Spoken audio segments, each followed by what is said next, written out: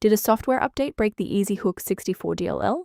I'm Sophie Chen, a Windows system specialist. Let's fix the library mismatch and get EasyHook API Hooking Library 64-bit running again.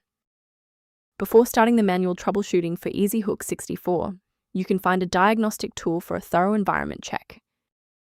This is the EasyHook 64, the EasyHook Library 64-bit.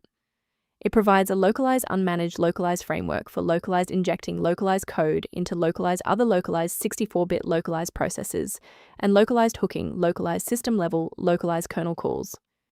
Now let's dive into the solution, starting with a standard reinstallation. This issue involves a protected Windows DLL that requires official restoration. Start an elevated command prompt session and run sfc/scan now so that Windows can automatically validate and replace files like EasyHook 64.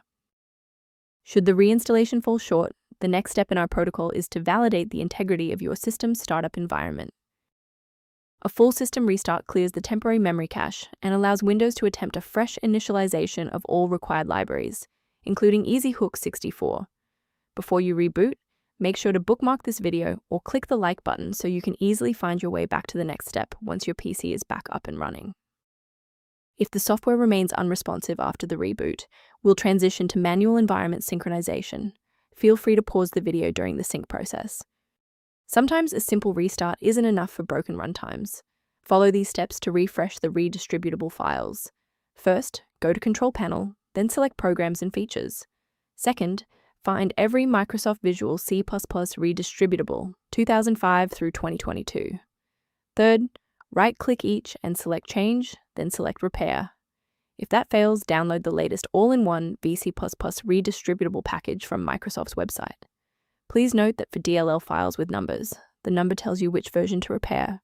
For example, 120 equals 2013. A brief word of caution: not all solutions found online adhere to professional security standards. If you're attempting to install EasyHook 64 DLL yourself, be aware that manual file placement can lead to severe software conflicts and data corruption.